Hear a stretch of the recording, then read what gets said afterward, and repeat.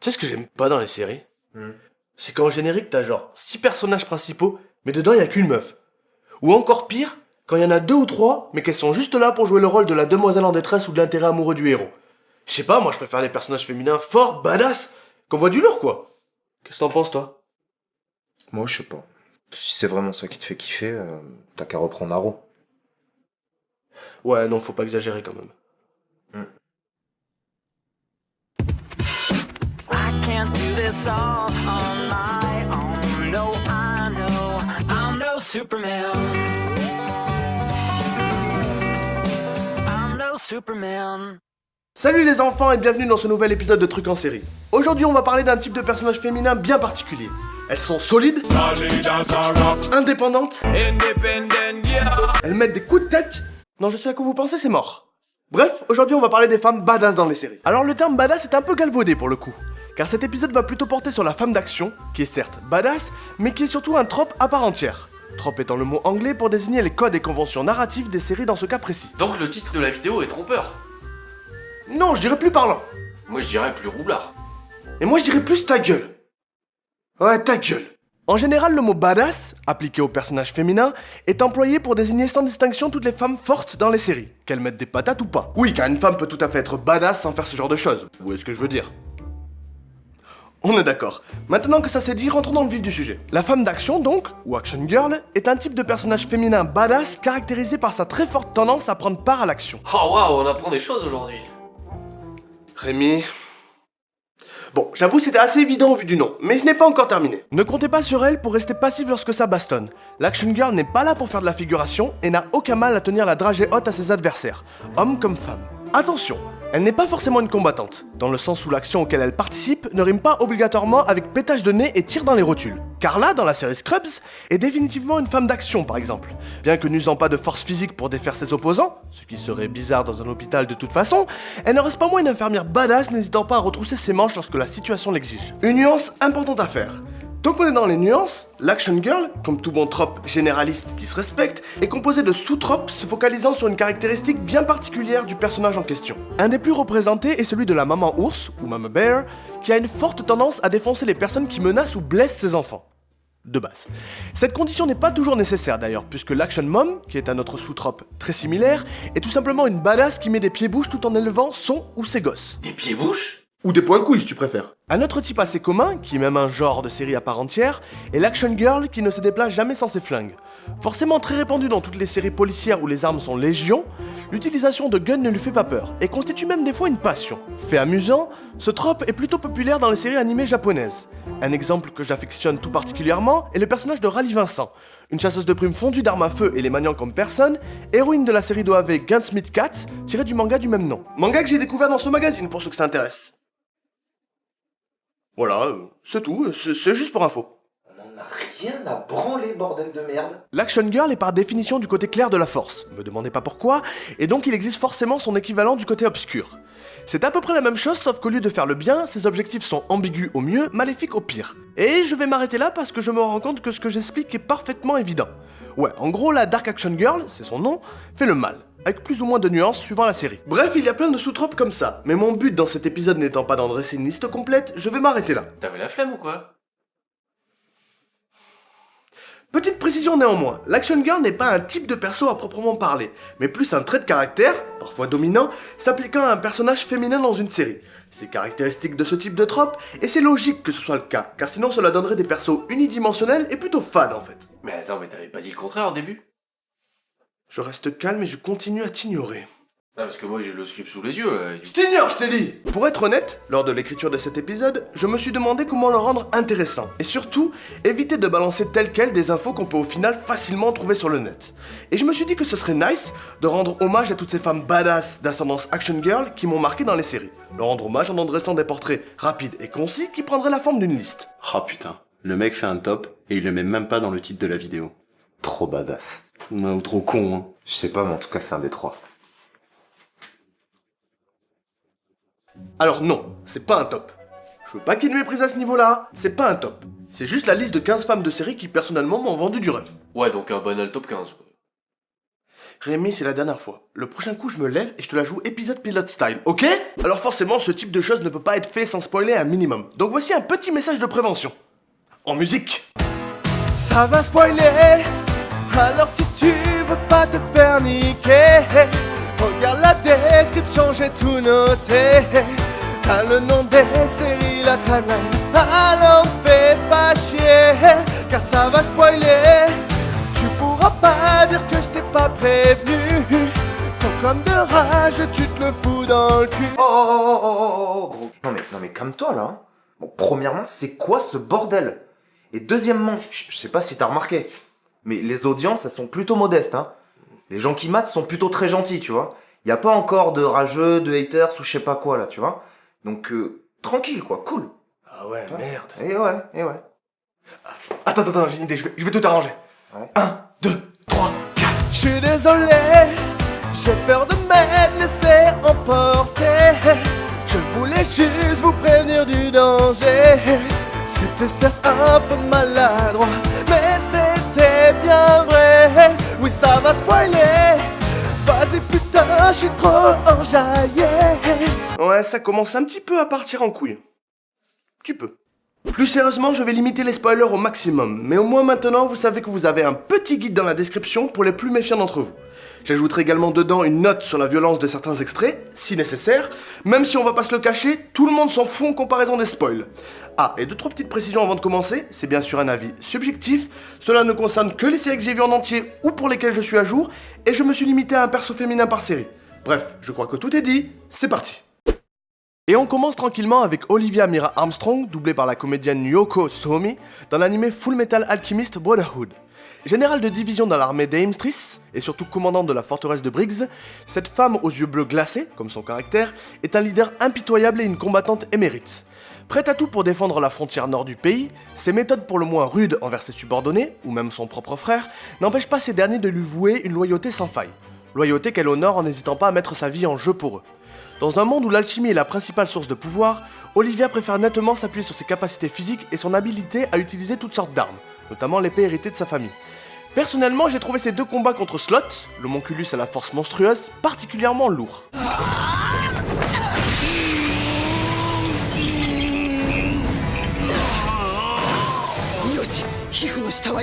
Pour finir, je dirais que sa détermination, son courage et son intégrité en font juste pour moi la femme la plus badass de l'univers de Full Metal Alchemist. Et croyez-moi, il y a de la compétition. On continue avec la mère des dragons, Daenerys Targaryen, jouée par Emilia Clarke dans la série Game of Thrones. Fille du Mad King dépossédé du trône de fer par Robert Baratheon et exilée de Westeros avant même sa naissance, Daenerys nous est d'abord présentée comme une jeune adolescente sous la coupe de son frère aîné qui souhaite se servir d'elle pour remonter sur le trône. Mais l'histoire avançant, les épreuves, parfois terribles qu'elle va subir, vont l'endurcir et faire d'elle une femme badass, libératrice d'esclaves et reine légitime du royaume des 7 couronnes. Comment? Non, j'ai pas de parti pris. Épaulé de 3 dragons et d'une armée d'immaculés acquis à sa cause, il est vrai qu'il est plus facile d'imposer sa vision des choses. Mais il ne faudrait pas sous-estimer Daenerys pour autant. Parfaitement capable de se débrouiller seule comme l'atteste son court passage chez les Dothraki en début de saison 6, elle ne flanche jamais dans sa détermination de libérer les oppressés, et rien que pour ce petit vol à dos de dragon en pleine bataille, elle a bien mérité son titre d'Action Girl.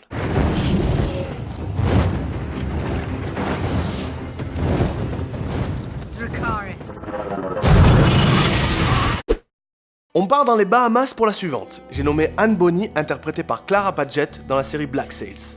Inséparable de son acolyte et amant Jack Rackham qui l'a sauvé lors de son enfance, Anne est une pirate sous les ordres de Charles Vane. Marquée par un passé plus que ghetto, son tempérament, qu'on pourrait qualifier de meurtrier, et ses aptitudes en font un des membres les plus dangereux de son équipage. Dans un monde où la loi du plus fort règne en maître, elle ne se laisse pas marcher sur les pieds et n'hésite pas à step up lorsque la situation l'exige. Chose qu'elle fera lorsqu'elle sera témoin de l'effroyable traitement de Max par ses propres compagnons. À son contact, Anne révèle une autre facette de sa personnalité, mais reste quelqu'un de plutôt instable, capable de faire preuve d'une extrême violence, ce qui fait d'elle une digne représentante des Dark Action Girls. Férocement loyale, cette femme badass qui ne se sépare jamais de ses 2 dagues préfère rester dans l'ombre, silencieuse. Et quand vous finissez par l'entendre, il est souvent déjà trop tard. Ceci étant dit, quand elle s'exprime, elle n'a vraiment pas la langue dans sa poche. Why'd you consider making up your fucking mind about it, please? Fuck you, Jack. Yes, I know. Fuck me. On enchaîne avec une femme qui possède pas mal de points communs avec la précédente, la jeune River Tam, jouée par Summer Glau dans Firefly, série créée par Joss Whedon. Je sais pas si je vous l'ai dit, mais j'aime bien ce qu'il fait. Ouais, j'aime bien. Si je dis ça, c'est parce que comme Anne, River a vécu des événements traumatiques pendant son adolescence. Ayant subi des tortures et expérimentations qui ont altéré son cerveau et l'ont laissé à la merci de ses émotions, elle est sauvée au début de la série par son frère, dont elle est très proche, et intègre l'équipage du Serenity. Surdouée dans tous les domaines, River peut sembler innocente aux premiers abords, mais ses capacités intellectuelles, physiques et même psychiques la rendent quasi inarrêtable lorsque l'envie de faire du mal lui prend. Also, I can kill you with my brain. Particulièrement redoutable en combat rapproché, elle n'en reste pas moins quelqu'un d'attachant, qui, de par sa vision décalée des choses, tend à dire tout ce qui lui passe par la tête, ce qui donne lieu à des situations plutôt cocasses. River? Please, why don't you come on out? No, can't. Too much hair. Is that it? Mais lorsque l'heure de la baston a sonné, elle ne fait plus de détails. Et son combat contre les Reavers dans le film Serenity est juste anthologique. Un petit big up au passage pour Summer Glau qui a réalisé elle-même les cascades de son personnage. 2 action girls pour le prix d'une. On repart dans l'animation avec Korra, doublée par Janet Varney, et héroïne de la série The Legend of Korra, qui fait suite à la série Avatar The Last Airbender. Dans son monde, Korra est l'Avatar, un être unique chargé de maintenir la paix et l'équilibre sur Terre, et qui a la capacité de manier les 4 éléments. Très doué depuis son plus jeune âge, son caractère bien trempé ne l'empêche pas de prendre son devoir au sérieux, même si son côté impulsif lui joue parfois des tours. Don't force your way through! Dance! Dance like the wind! Be the leaf!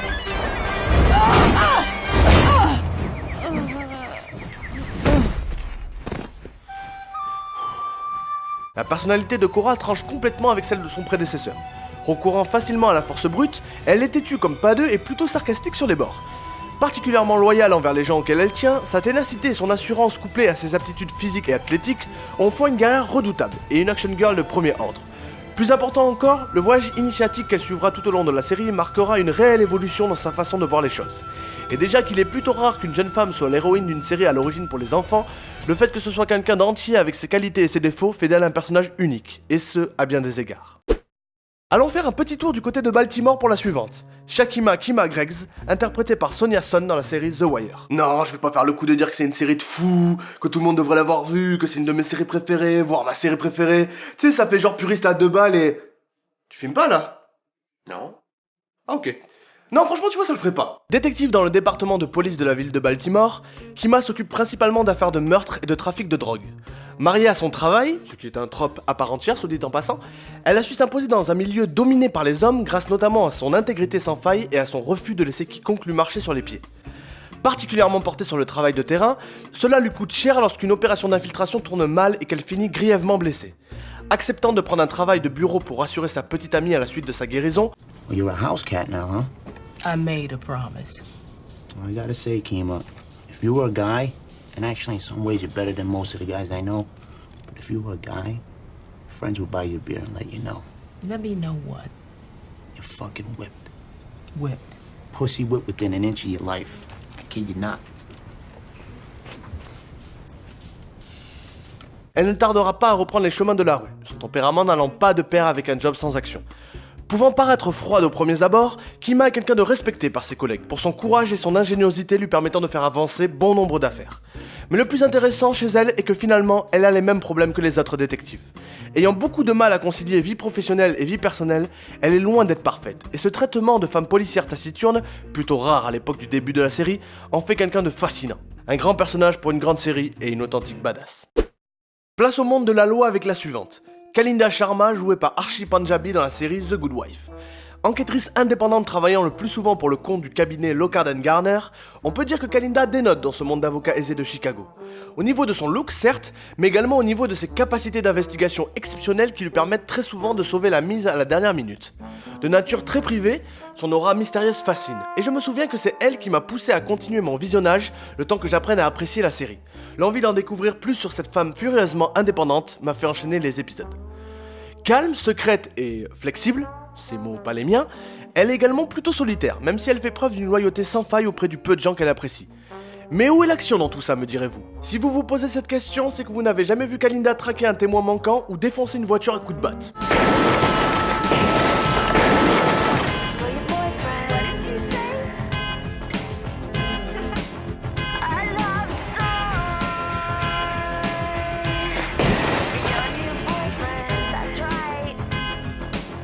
N'hésitant pas à flirter avec les limites de la légalité quand cela s'avère nécessaire, elle est toujours pleine de ressources quand il s'agit de mener une enquête à bien, mais c'est surtout sa volonté de ne jamais s'excuser pour ce qu'elle est qui fait d'elle une badass. Et en plus, elle porte toujours des vestes en cuir.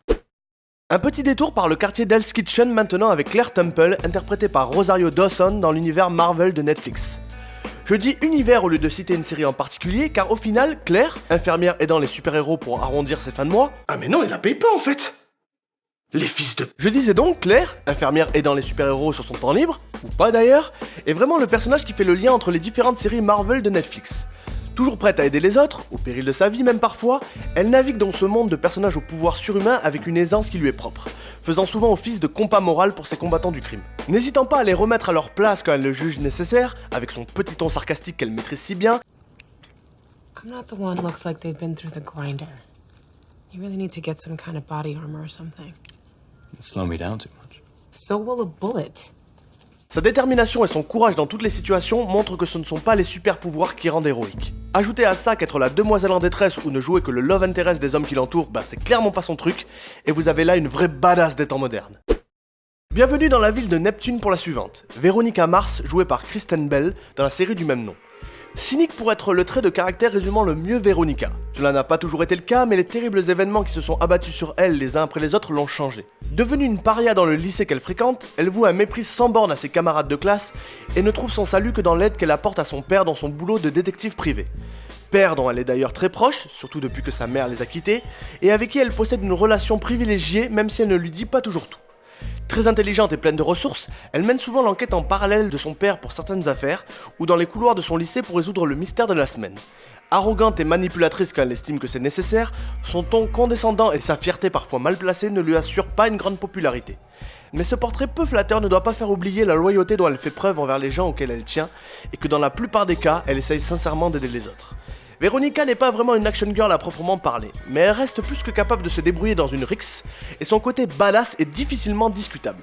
Très maligne, elle a souvent une longueur d'avance sur les autres, et son sens de la répartie ainsi que sa langue fourchue font qu'on ne peut pas l'oublier.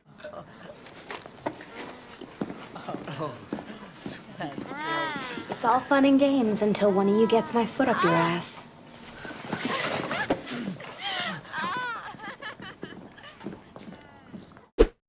Direction les rues malfamées de Los Angeles pour la suivante. Winifred Fred Burkle, interprétée par Amy Acker dans la série Angel créée par David Greenwalt et Joss Whedon. Lorsqu'on rencontre Fred pour la première fois, on ne peut pas dire que badass soit le premier mot qui nous vienne à l'esprit pour la décrire.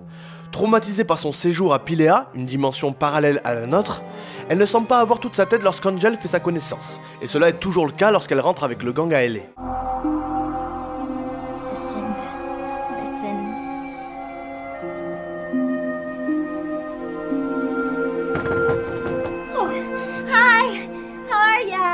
Fine, doing real good here. No need to worry about me, but thanks for checking. Me, Fred. Mais penser cela serait une erreur. Déjà parce que pour survivre 5 ans dans un monde inconnu où les humains sont considérés comme du bétail, il faut avoir une sacrée force de caractère, mais également parce qu'après avoir récupéré de cette expérience, on découvre une jeune femme brillante, empathique et plus que capable de prendre part à l'action lorsque les événements le demandent. Ce qui est souvent le cas lorsqu'on fait partie d'une agence de détectives qui lutte contre les forces du mal. Bien que semblant tout à fait innocente au premier contact, Fred possède une part d'ombre comme les autres personnes qui l'entourent, et ne doit pas être sous-estimée, sous peine de le regretter amèrement. Cela mis à part, elle est toujours prête à aider les autres dans le besoin, et c'est cette qualité qui fait vraiment d'elle le cœur d'Angel Investigation et du show lui-même. On repart dans la science-fiction avec la suivante, Max Guevara joué par Jessica Alba dans la série Dark Angel. Génétiquement modifié avant même sa naissance, Max a été élevé et entraîné au sein de Manticore, un programme visant à créer des super soldats à la solde du gouvernement, dont elle finira par s'échapper à l'âge de 9 ans. Marquée par cette enfance traumatisante et les années qui ont suivi son évasion, on la retrouve 10 ans plus tard dans un monde post-apocalyptique, coursière le jour et voleuse de haut vol la nuit. Max possède des facultés surhumaines dans des domaines comme la force ou l'agilité, et même quelques super pouvoirs comme la vision de nuit par exemple. Mettant ses capacités au service de la recherche de ses frères et sœurs de Manticore, Elle n'hésite pas à se mettre en danger pour les aider et assurer leur sécurité. Très sarcastique comme sa meilleure amie originale Cindy, auquel elle est très attachée et avec qui elle partage une don't take shit from no one attitude. Hey. Hey, check it outside. What I'd say was gonna happen if I caught you peeping again. Can't help it, Max. You sealed the ball. Kaboom. Pervo. Max reste quelqu'un de sweet, malgré toutes les épreuves qu'elle a subies et n'aspire au final qu'à mener une vie normale. Ce qui est très compliqué lorsqu'une puissante organisation secrète est à tes trousses. Forcément, ses aptitudes en font la parfaite action girl. Et si on ajoute à ça le fait qu'elle se déplace sur une moto qu'elle considère comme une extension de son âme, on comprend pourquoi elle reste encore maintenant une femme badass culte des séries des années 2000. En route pour la Pennsylvanie avec la suivante, Nola Longshadow, interprétée par Odette Hannibal dans la série Banshee. Fille du chef de la tribu Kinao locale, Nola est un membre très loyal de sa communauté, bien que lorsqu'on la rencontre, elle revient d'un exil qu'on peut supposer lié à son père qu'elle ne semble pas porter dans son cœur. Faisant office de femme de main, je sais pas si ça se dit, mais j'en ai rien à foutre. Pour son frère Alex, elle est une combattante aguerrie, particulièrement redoutable avec un tomahawk, et ses aptitudes en combat au corps à corps ne doivent absolument pas être sous-estimées. Nola étant un personnage secondaire, on sait finalement peu de choses sur elle, à part quelques bribes de son passé, et son attachement à sa famille et à sa tribu comme le démontre sa tristesse après la mort d'une fille Kinao dans la saison 2. Mais putain, je pouvais pas faire une liste des femmes badass de série sans l'inclure. Malgré son peu de temps de présence à l'écran et le fait que Banshee soit rempli d'action girl, elle tire son épingle du jeu sans aucun souci avec des moments plus badass les uns que les autres. Poursuite en moto... Fuck my shit. Get down. Shit.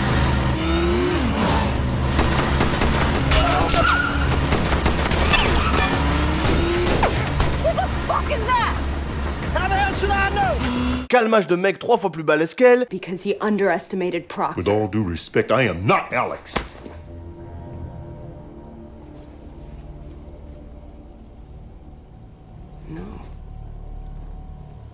No, you're not. Et surtout une baston mythique avec l'homme de main de Proctor, Burton.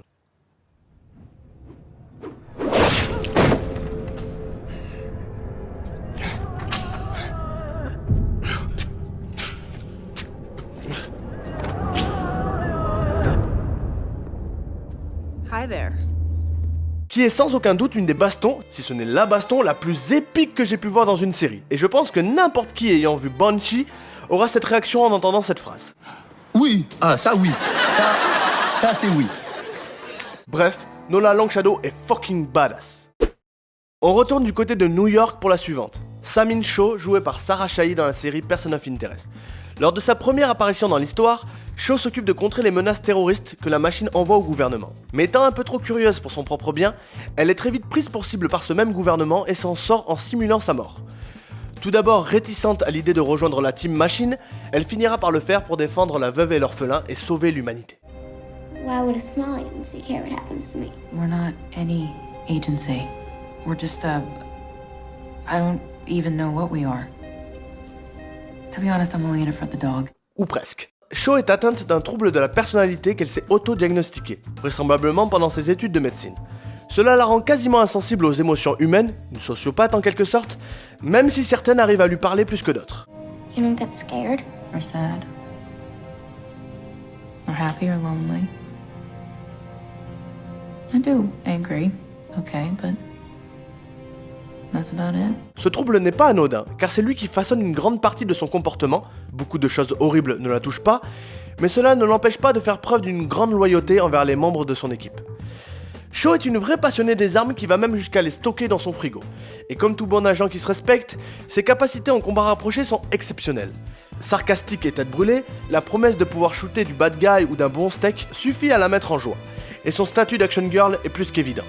Pour finir, je pense que cette citation la résume très bien. There's a time for a scalpel and a time for a hammer. It's hammer time. Le monde apocalyptique de la série The Android nous tend les bras avec la suivante. Lexa, interprétée par Alicia Debnam Carey. Ce qui est marrant pour le coup, c'est que quand j'ai commencé à regarder la série, j'avais déjà eu vent de cette femme qu'on m'avait vendue comme ultra badass. Quelle ne fut donc pas ma surprise lorsqu'au moment de son introduction, Lexa est présentée comme une servante, faible physiquement, censée servir de témoin pour l'affrontement entre Kane et Jar. Mais devant leur refus de se battre et la tentative de Jaha de la prendre en otage, elle le met hors d'état de nuire et se révèle être la commander des Grinders, dans un moment que je qualifierais de plutôt bang-bang.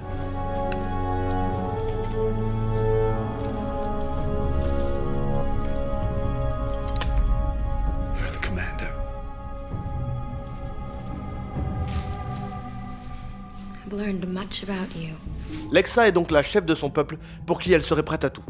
Respectée pour son sang-froid et le côté impitoyable dont elle fait parfois preuve, elle est la première à avoir réussi à unir les différents clans et s'efforce de gouverner avec logique et en faisant passer la sécurité de son peuple avant tout. Particulièrement réservée, sa froideur vient du fait qu'elle considère les sentiments et l'attachement comme des faiblesses. Mais ce n'est qu'une façade pour masquer le fait qu'elle tient énormément aux gens qu'elle aime. Dans la plus pure tradition des Grinders, Lexa est également une guerrière extrêmement redoutable, et le prouvera à de nombreuses reprises, notamment dans son combat contre Rohan pendant la saison 3. Tout ça pour dire qu'on ne m'avait pas menti, et que son côté badass est incontestable. Le personnage de Lexa a d'ailleurs marqué énormément de gens, et a eu un gros impact dans le monde des séries. Gun up, Hedda. Et on finit avec un petit voyage sur la bouche de l'enfer pour la dernière. Buffy Summers jouée par Sarah Michelle Gellar dans la série Buffy contre les vampires créée par Joss Whedon. Difficile de terminer cette liste par une autre femme que la tueuse de vampires. Nouvelle dans la petite ville de Sunnydale, Buffy est une jeune lycéenne qui mène une double vie. Même si elle fait tout son possible pour conserver une vie normale, elle est avant tout l'élue, celle qui doit affronter les vampires, les démons et les forces de l'ombre pour les empêcher de prendre le contrôle du monde et de déclencher l'apocalypse. Pour ce faire, elle est dotée d'une force surnaturelle qui lui permet justement de tenir tête à toutes ces créatures.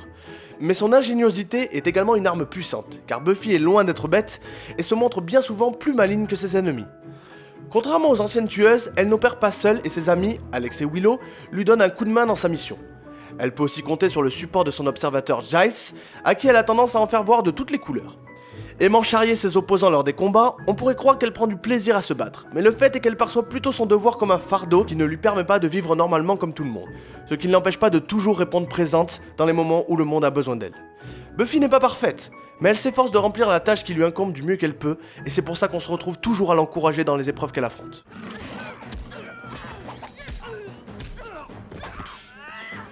Allez, vas-y là! Défonce-les! C'est toi la plus forte! Tu vas les battre! Tu vas les... Bah quoi, c'est important de l'encourager.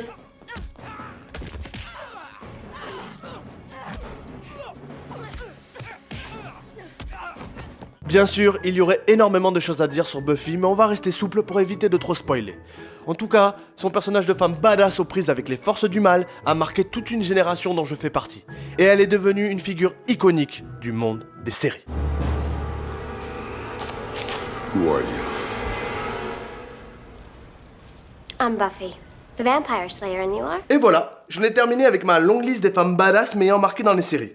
Bien sûr, je conseille à tout le monde de mater les séries dans lesquelles apparaissent ces femmes, car elles sont toutes pour moi excellentes. En tout cas, j'espère que le sujet vous a plu, car personnellement, il me tenait à cœur tout simplement parce que ma passion des shows télévisés est née en regardant des séries comme Buffy, Dark Angel, Alias, séries qui passaient dans l'émission La Trilogie du Samedi, pour ceux qui s'en souviennent.